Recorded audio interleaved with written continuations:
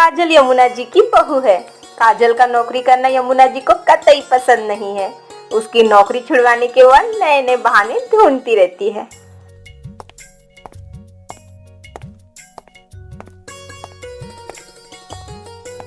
अरे काजल, चलो मैं निकल रही हूँ। तुम्हारा काम अभी तक खत्म नहीं हुआ? अरे कीर्ति, क्या बताऊँ, आज बहुत वर्कलोड है। लेट होगा मुझे थोड़ा। तुम चली जाओ यार, मैं आ जाऊंगी। ठीक है, बाय। काजल ऑफिस के काम कर रही होती है, तभी घर से फोन आता है।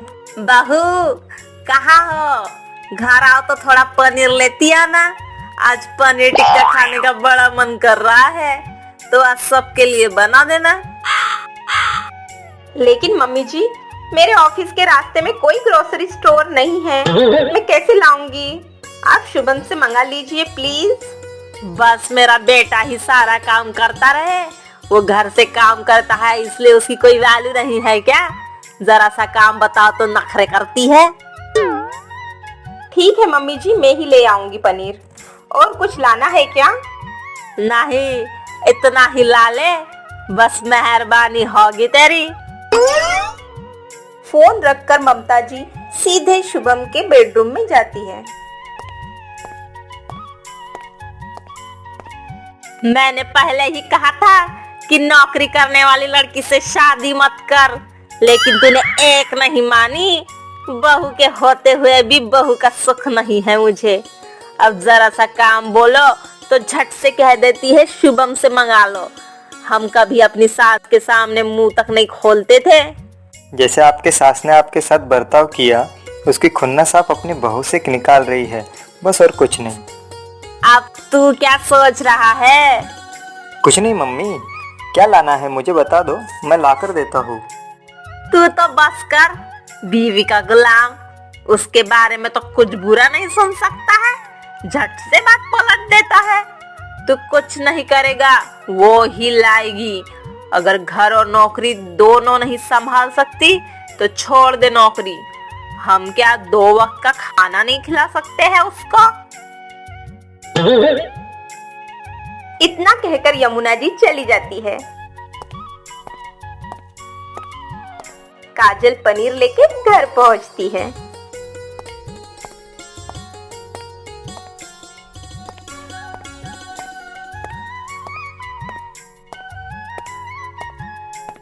आ गई। मैं कब से इंतजार कर रही हूँ तेरा। इतनी देर कहाँ लगा दी थी? तेरे ससुर जी को जल्दी खाना पसंद है ना? तुझे पता नहीं क्या? अब पनीर आया है, कब सब्जी बनेगी कब नहीं। हम तो भूखे ही मर जाएंगे शायद। अरे अभी तो आई है बहू घर, और आते ही उसे खरी खोटी सुनाने लग गई। जा बेटा, तू अंदर जा। आप सब लोगों को तो मैं ही गलत लगती हूँ। काजल की आंखों से आंसू बह रहे थे। माँ जी आप बैठिए, मैं अभी जल्दी ही सबके लिए खाना बना देती हूँ। काजल जल्दी से किचन में पहुँचती है और खाना बनाने लगती है।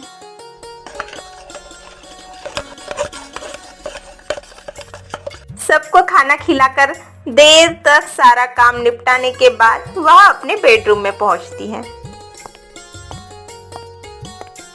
काजल, थक गई हो? नहीं, बिल्कुल नहीं। मैंने तो कोई काम किए नहीं है जो थक जाओ। नाराज हो? काजल, मैं जानता हूँ सब कुछ मैनेज करना तुम्हारे लिए बहुत मुश्किल होता जा रहा है। तुम चाहो तो नौकरी छोड़ सकती हो। शुभम, ये मेरे करियर का सवाल है। घर बैठकर करूंगी क्या मैंने शादी से पहले ही आपको बता दिया था कि मैं नौकरी करूंगी। मैं मना नहीं कर रहा हूँ, लेकिन इतना वर्कलोड, फिर घर का काम, तुम्हारी सेहत भी तो ठीक रहनी चाहिए ना। यह सब तो मम्मी जी को भी समझा सकते हो ना तुम, पर नहीं, तुम्हें तो बस मुझे ही ज्ञान देना है। एक काम वाली बाई तक नहीं रखने देती है वो, सारा काम बहू से ही करवाना है उन्हें। जब हम कमा रहे हैं तो एक मेड तो अफोर्ड कर ही सकते हैं ना। मैं एक बार फिर इस बारे में बात करता हूँ मम्मी से। कोई फायदा नहीं, वो सोचेगी कि मैंने ही तुम्हें भड़काया है। मुझे सोने दो, अभी सुबह सुबह ऑफिस जाना पड़ता है। काजल और शुभम की शादी को अब 4 साल हो चुके थे। इन 4 सालों में काजल ने बहुत कोशिश की कि सास का मन जीत सके, लेकिन यमुना जी को हर बात में कमी नजर आती थी।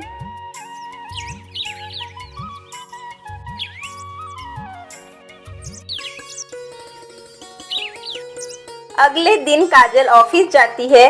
वहाँ लंच में वह अपने डेस्क पर बैठकर खाना खा रही थी। तभी लैला वहाँ आती है।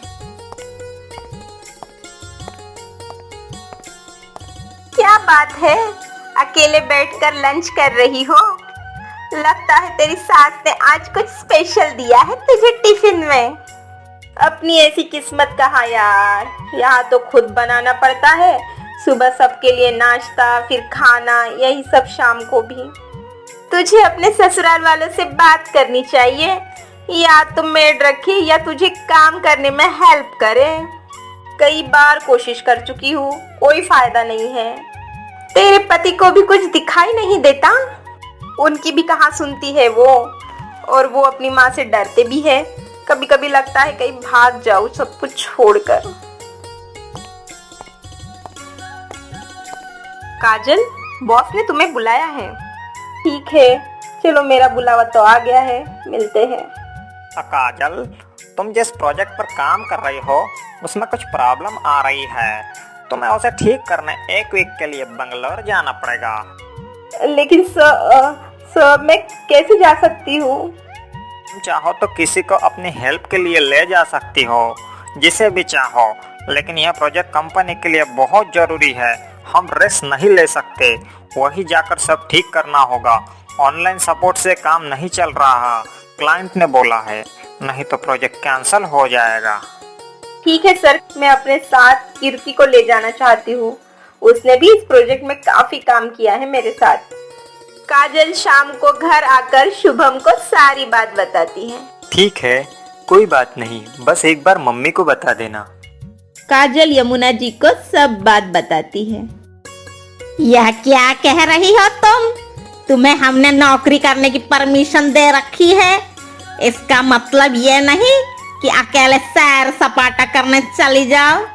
यह सब नहीं चलेगा यहाँ। मना कर दो या जॉब छोड़ दो। लेकिन मम्मी जी, बहुत जरूरी प्रोजेक्ट है। हमने भी दुनिया देखी है, यह सब बहानेबाजी हम अच्छे से जानते हैं। मम्मी जी, मैं कोई बहाना नहीं बना रही हूँ। आप जो समझे, पर मुझे जाना पड़ेगा।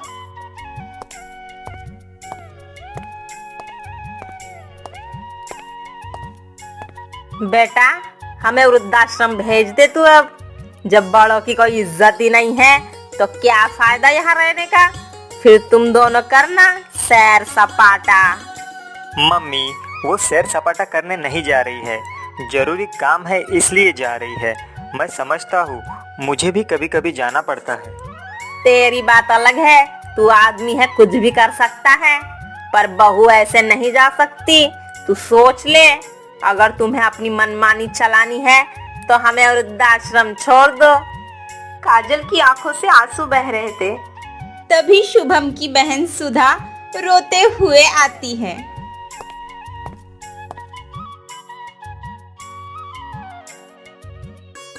क्या हुआ सुधा, तू रो क्यों रही है? और वो भी इस वक्त यहाँ आई? सब ठीक तो है ना? सुधा, क्या हुआ? तू इस वक्त कैसे आ गई, वो भी अकेली?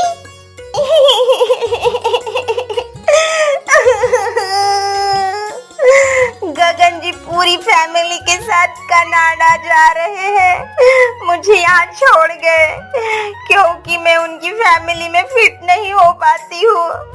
उन्हें मॉडर्न अंग्रेजी बोलने वाली जॉब करने वाली बहू चाहिए थी। अब वो वहाँ दूसरी शादी करेंगे।